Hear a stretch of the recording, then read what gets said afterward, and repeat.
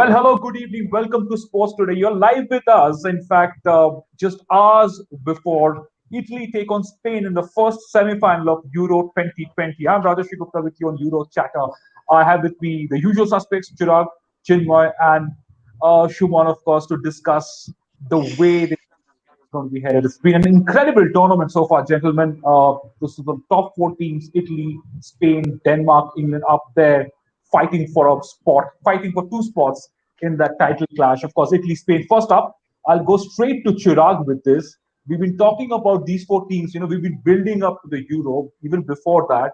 If there's been word around these three teams in particular, Italy, Spain, England, Denmark haven't quite been a surprise, but given what happened to Christian Eriksen, they've obviously come up. We're going to discuss all of that tomorrow and the tributes that England are lining up for Christian Eriksen. But Chirag, before we get you on Italy versus Spain and how Italy have moved on from their style and they're playing a far more attacking brand of football, the rich dividends which has paid them 32 match unbeaten streak. You look at that head-to-head record between Italy and Spain is not much. Italy have 11, Spain have 12, 13 draws. But that's of course, it's all in the past. This is almost a repeat of that 2012 Euro final. But in a sense, you think Italy have that edge over Spain in the final because of the way, because of the brand of football that they have made so far? I genuinely think so. I was quite surprised with the result against the Belgians and the way they played football in that game. I think they were. Italy is not playing the football that we know that they did during Cannavaro's time and those guys. This is a very different brand of football, like you mentioned. And the best thing about the Italians in this day and age is the fact that if Immobile doesn't show up, which he didn't in the last game, Insigne shows up and scores beautiful goals, and we know exactly what he does in terms of curling the ball in. And the Italians have a sense of panache in their football, which is really great to see. I mean, we missed them in 2018 during the World Cup. It was almost unfathomable to not have Italy in the World Cup. And to be very honest, both of these teams were written off even before the tournament began, right? No one expected the Italians and the Spanish to be in the semi-final of the Euros in 2020 in this tournament. And they have a squad which they've been building on. And I think that kind of helped them. I think the fact that they came in as underdogs was less pressure. They could just play the brand of football that they wanted to play. And like you said, I genuinely believe the Italians have a very good chance against the Spanish. The Spanish are a very attacking side. It'll be very interesting to watch from a perspective of how they line up. I mean, both of them have lined up in terms of 4-4-3 in all their games, or most of their games. Morata's on a very good streak in terms of how he's setting the ball up for the others to come and join him in terms of play. And both of them have very good, strong benches. This is actually a very difficult game to call in that sense. It's an attack versus defense game on both sides. The Spanish do not have a weak defense. They do have quite a substantially strong defense. And the best thing from the Spanish perspective in this Euros is, if you let in one goal, we'll score 3 goals. So, that I think that is something that I would really look forward to. The Italians let a goal in against the Belgians, albeit through a penalty. But yeah, this is going to be a good watch, and more importantly, I actually agree with you. I think the Italians might just edge this.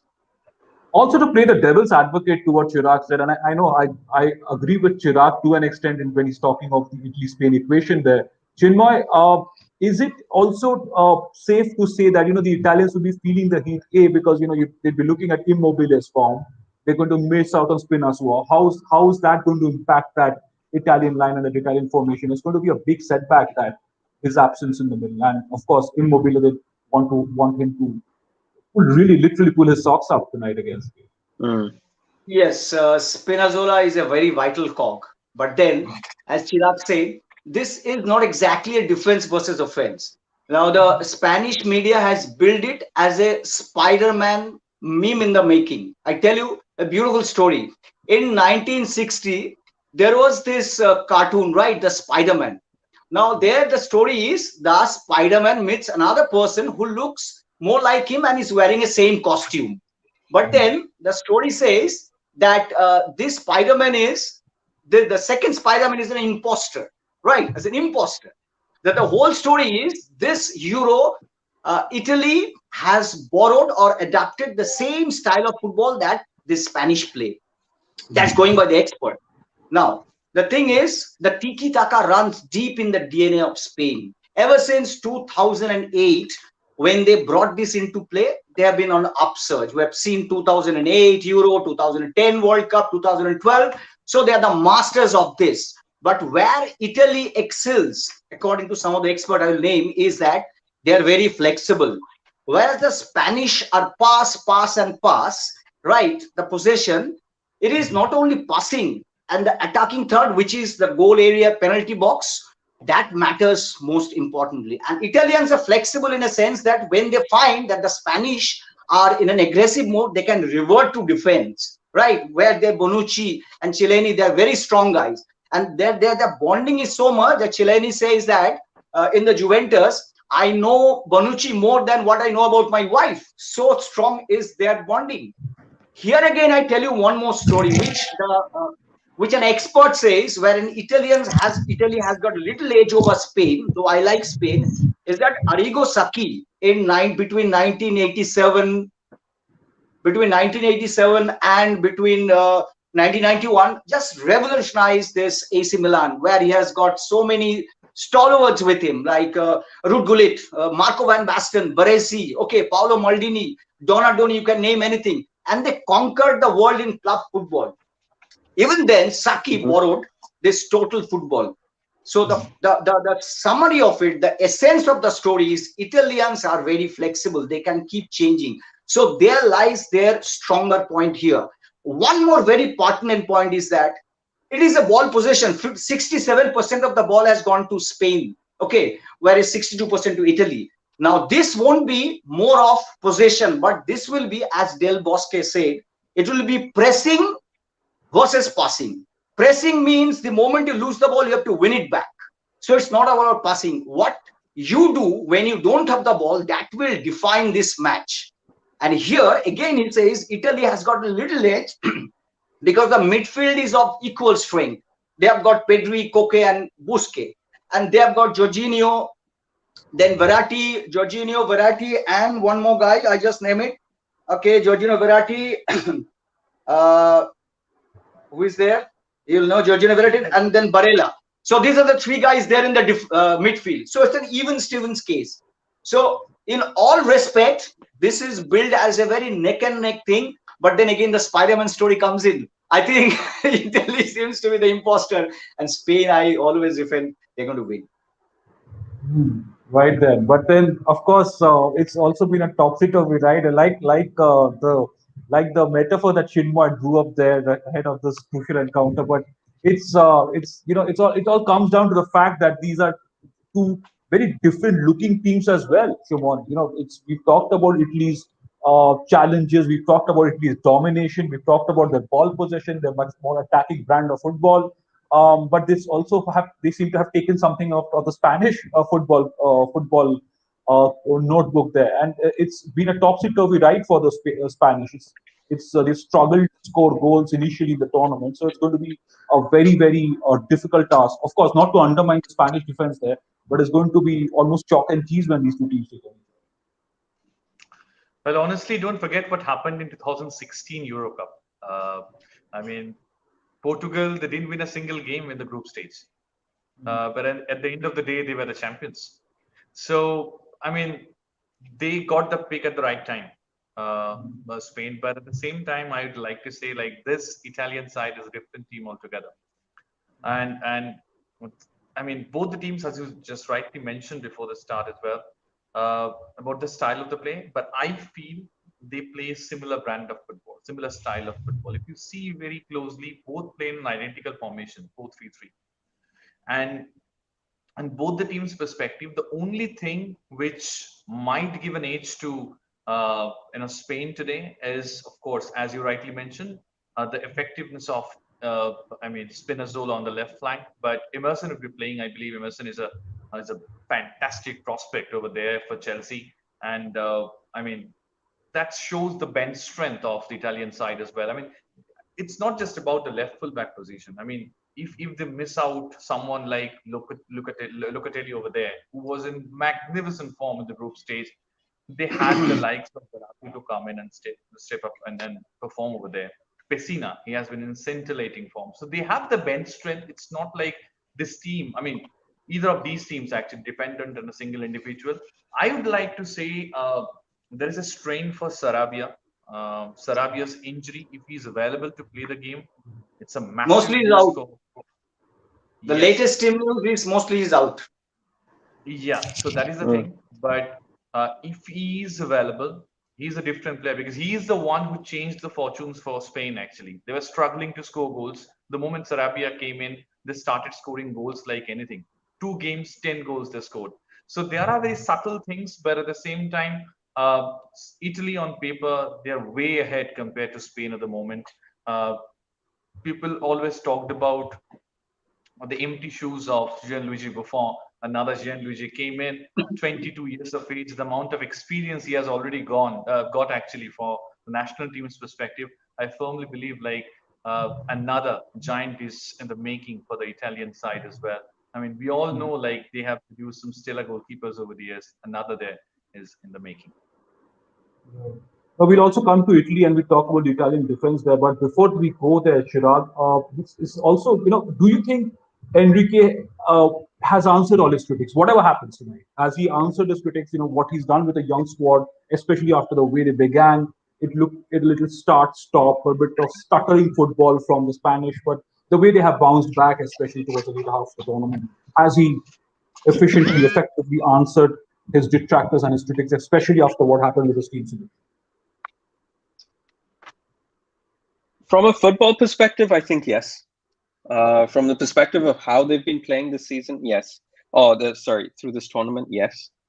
But at the end of the day, it's all based on results. I think the fact that they've come all the way to the semis, they will be eventually judged on how they perform in the semis. Even if they don't get through to the final, it would be the brand of football they play. The Spanish have always been very proud about the brand of football they play, right? And in between, that was lost. And I think to go with the anecdotes that Chinmoy was also talking about, there have been a lot of talk in Spanish media through the years about Real Madrid and Barcelona just taking the cake when it comes to the type of football that's played in Spain.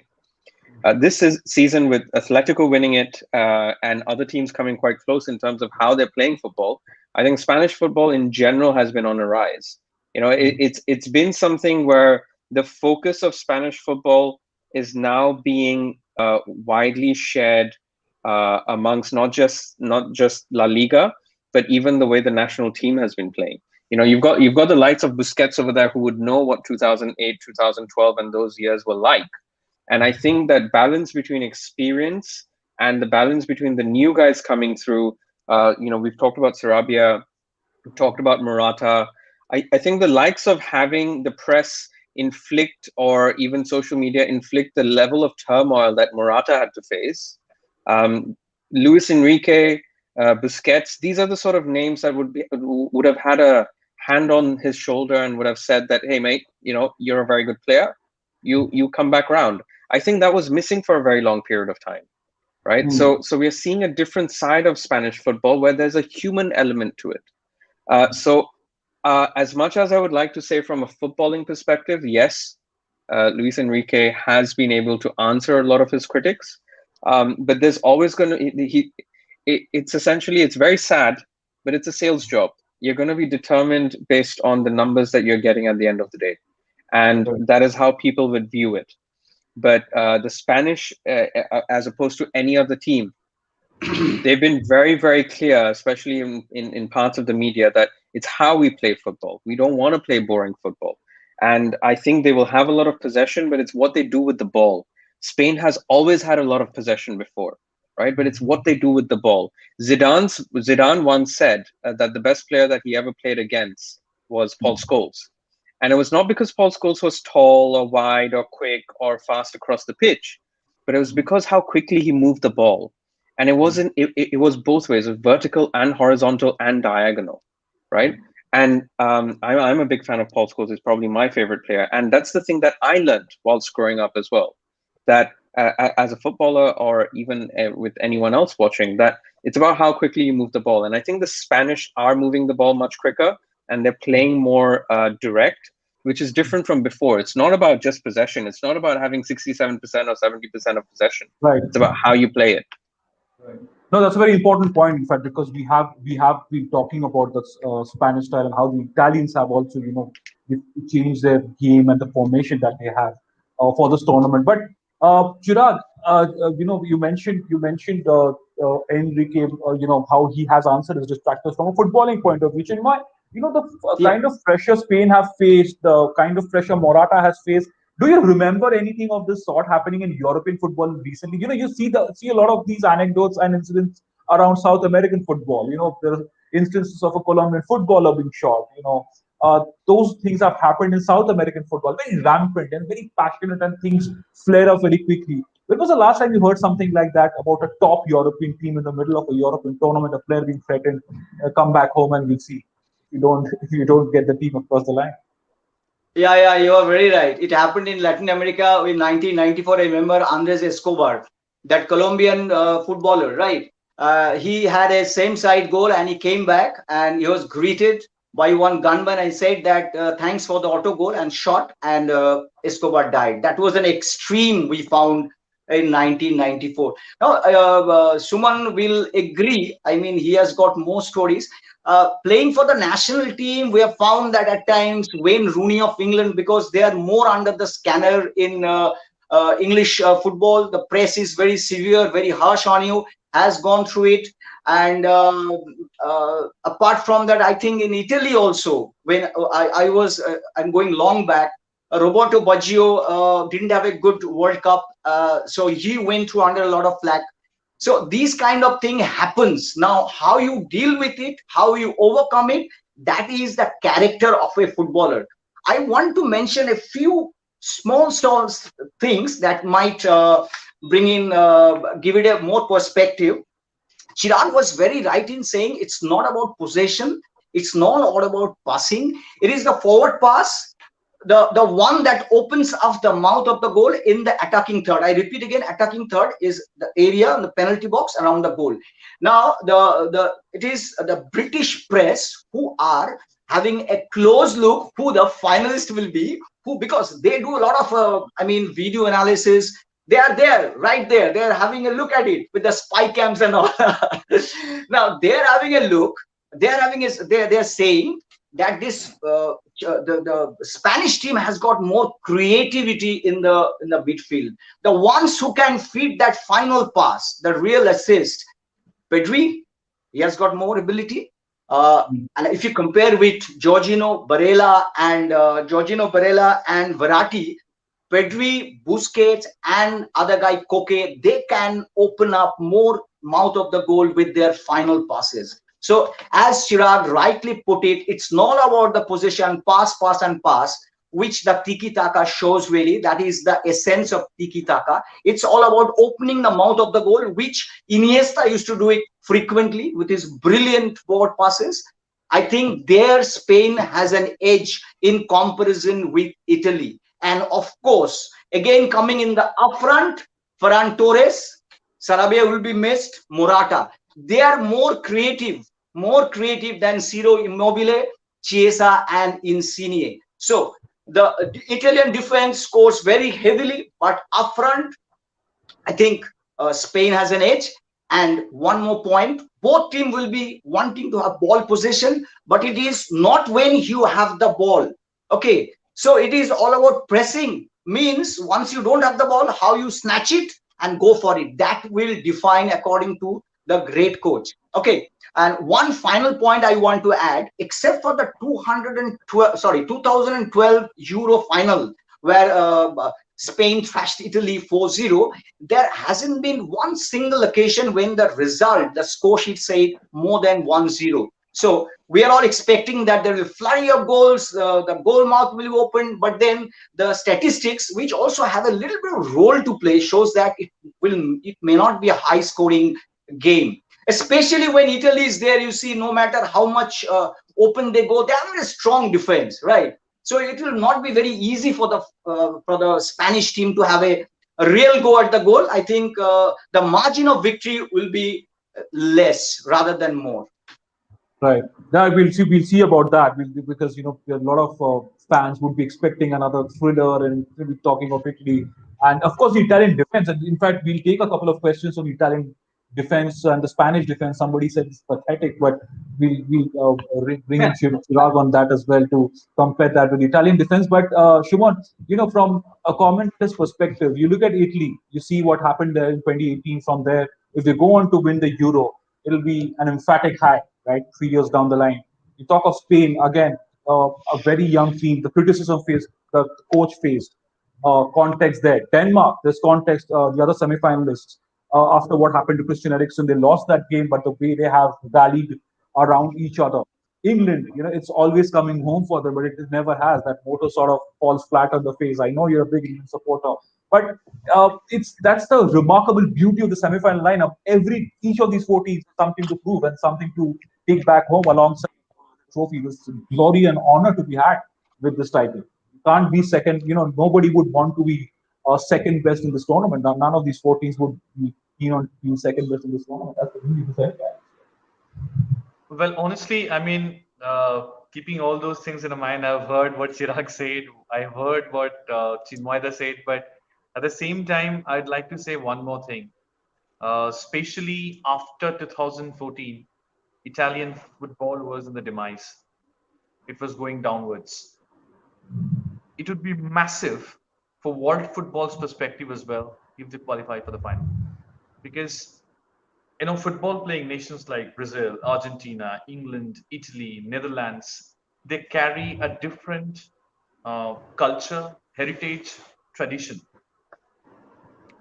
Honestly speaking, if Italy plays the final, they'll somehow inspire 119 football clubs, most by any country in the world, who are playing in different leagues over there in Italy. It would be a massive statement for them that there is a rise in Italian football. Just what rightly mentioned by Chirag, it's not just about qualifying for the final, but the brand of football which they played. It reminded me more of 2012 Euros. So the tradition started from that era only. Mario Balotelli, we all know. I mean, he was there as the lone striker in a 4-2-3-1 formation. Andrea Pirlo, Mario Balotelli in a combination, and the overall, De Rossi and all, they played some sublime attacking football in 2012. After that, somehow that was going downwards because they were lacking a striker. Insigne, he might be a diminutive footballer on the left wing, but his presence has been massive. I'm talking about the Italian football's perspective. If you see this Euro Cup, the days when Insigne played well, Italy won. When he stuck, they struggled.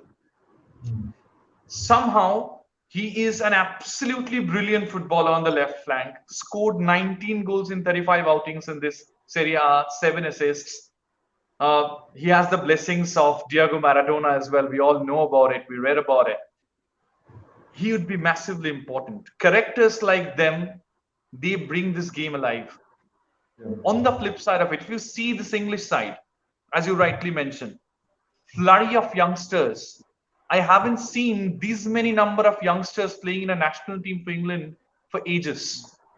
So they are carrying a tradition as well. But why England now?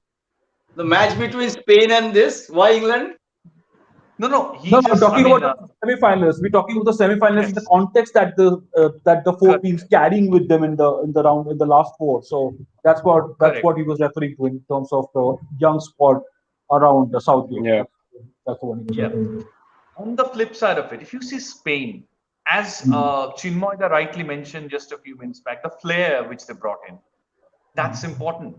I mean, this Euro Cup would be ended in the next 4 or 5 days, but these essence would be there in our minds for the next 4 years, next 2 years. This is why this game is so beautiful. And I mean, on the flip side of it, if you talk about Denmark, it reminds me more of Iceland a few years back. What they did over there. It's a similar story. Every season, there is a team which produces some stellar performances out of the blue. Denmark, we all know, like John Dahl Tomasson and his time, Romadal and all, they created some amazing brand of football over there in the World Cup back in 2002. After that, it never took off. This time, it's their time. I'm sure that Christian Eriksen would be smiling somewhere on his couch actually, and would be thanking to the Almighty that the way his case united the entire nation and the players. That kind of a zeal which we noticed in the last few weeks was absolutely staggering. But at the end of the day, I firmly believe that many people would be saying like, four teams, there is no France, no Germany, no Portugal. But at the end of the day, four best teams in Europe at the moment, they have been there in the Euro semifinals. There is no question about it. They paved their way through. They proved why they are in this position. And I'm sure the two semifinals would be there in the folklores of world football for years. If I could just add to what Shuman was saying with those four teams, on the back of if you look through the tournaments over the last 20 odd years, whether it's World Cup or the Euros, you'll always find one of the teams in there who was strong favorites in the beginning of the tournament, strong favorites. Now, if you discount England from the perspective that they've played in Wembley for most of the tournament, they had the group in the perspective of where they were. They didn't really go into it as favorites either. We had France and everyone else. England was not a favorite. None of these four teams are actually favorites going into the Euros, which is extremely different from what we've had in the last 20 years. If you look through the semifinalists and how they've reached there. I mean, you've always had a Turkey or a Greece, and now you have a Denmark. You had South Korea in 2002 at home. You had Russia in 2018. You always have one outlier. But this fact over here is you actually kind of have, I would say, about three outliers in the last four, right? Even though it's Spain and Italy, that's how weird it sounds, but they're outliers. And that's the beauty about these Euros. It's been so unpredictable that it's almost beautiful to sacrifice the sleep that we've been sacrificing to ensure that we can actually watch some great football. Absolutely amazing football. Also, before I get to the predictions, we'll take a couple of questions. There's some comments. Vignesh Bonar, Chirag, is saying that Spanish defense is pathetic to say the least. Only luck can put Spain in final because Italy are too strong. Of course, the fact that Chileni and Bonucci have been rock solid in the defense for the Italians. But pathetic Spanish defense, take that on. No, I don't think it's pathetic. I mean, you've got a very experienced Spanish defense. When you look at the wing backs, your left back and right back, they've had club success in all levels. You're talking about Jordi Alba, you're talking about Azpilicueta. Once played in the Champions League final this season.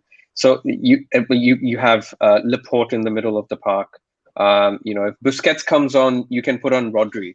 When we're talking about defense, we're not just talking about the back four. We're also talking about the guy who sits in front of the defense.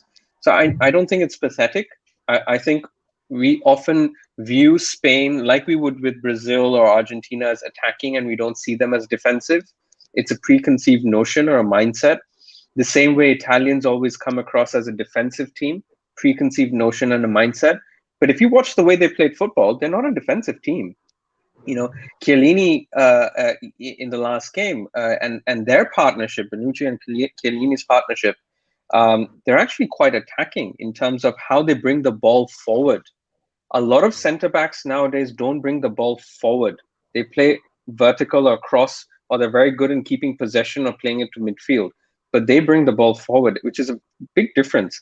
And big difference from the time of play where they started. They have adapted their style of play, which is a beauty to watch, which I think the Spanish have a younger defense for which they're probably, they don't need to adapt as much. But I don't think they're pathetic. I think that would be a bit extreme to go into it.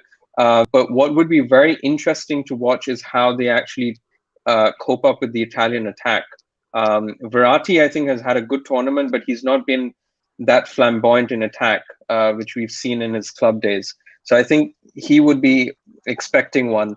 So yeah, to take on that question, I wouldn't coin them as pathetic. I think both of them, the Spanish have a better attacking flair. The Italians are better defensively, but the Italians, in my opinion, will just edge it just because they have a more than decent attacking flair as well. Right, right. A lot of comments on the favorites tonight. Shalini Balagopala saying Italy. Vignesh is saying Whiteley has been a formidable force in this Euro 2020. I mean, he's been successful in World Tournament. Not really over the last 7-8 years. They've really paved their way to where they are now at this tournament. But John Wright, Chinmoy, is saying Jorginho and Busquets will be the key for both the teams, Italy and Spain. If you watch the game, you don't see Busquets. If you watch Busquets, you see the whole game. They are gear shifters, but they are the gear. They aren't the gear shifters, he's saying. They are the gears for their respective teams. You want to take that comment on, Chinwa, before we go to the predictions for the next sometime? See, Busquets obviously is a very experienced guy. Jorginho, I don't quite agree to that. He doesn't have that same thing. See, we all look at it, how you can change the game. They're both in the midfield, they maneuver, they're good. Busquets has got a back full of experience. He's there for so many years. He has seen a lot, and he's been part of this tiki-taka. And I find that after Iniesta, this guy is absolutely effortless. The way he holds the ball, the first touch I've talked about. In football, the first touch is very important. Really, how that saves time. Diego Maradona used to say, it is the first touch that defines. You have seen some of the players when they hold the ball, Zidane, for example, it seems that so much of time left with them. So that's the first touch. Here, Busquets outscores. Jorginho doesn't have that first touch as good as that. So if you compare the two, Busquets way ahead. And if you compare the midfield of the two teams, creativity-wise, saying the final pass, I think Spain stands way ahead, right?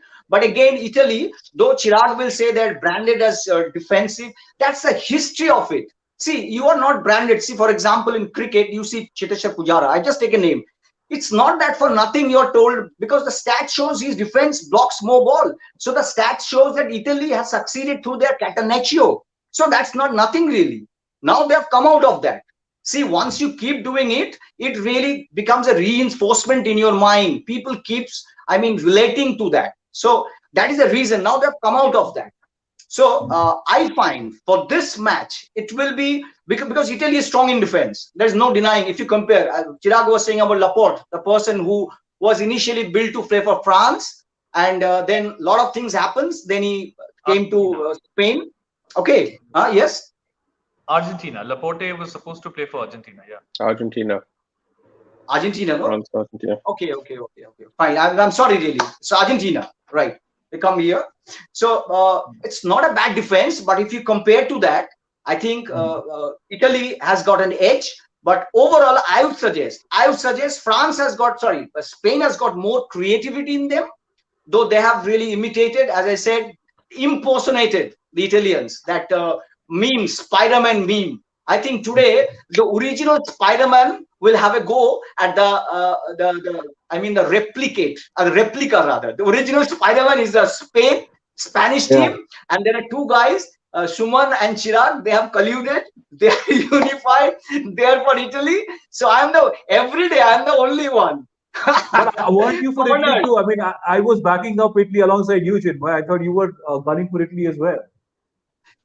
No. I am a Spanish guy, right? I love creativity. I am an Argentine. Right. England, Italy, same. Dull defensive game. You talk about daring, dangerous. Daring to experiment, daring to take the challenge. That's France. Okay. That's France of yesterday and Spain of current era. But whatever happens in the tournament so far, you've seen Italy do that. They've done that fearlessly through the tournament. Spain have, of course, come back strongly in the second half of the tournament, the back end of the tournament. Shuman, straight away with the prediction with you. 30 minutes up on the show. I know you said it's going to be a low-scoring affair, but prediction. We'll go for very precise predictions in the semi-finals and up to the final. Your prediction for this game tonight? Well, honestly, just for one more thing, as Bastian Schweinsteiger rightly mentioned, Chiellini 36, Bonucci 34, the two best defenders at the moment in the world. So defense win you championships, attack win you games. I'll be rooting for Italy 2-0 or 2-1.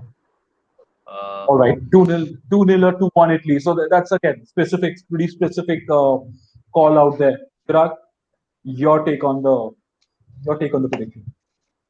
1-1 in 90 minutes. Italians to score in extra time, 2-1 to win. I'm being Chirag, very always, specific, and I've been so pushes off.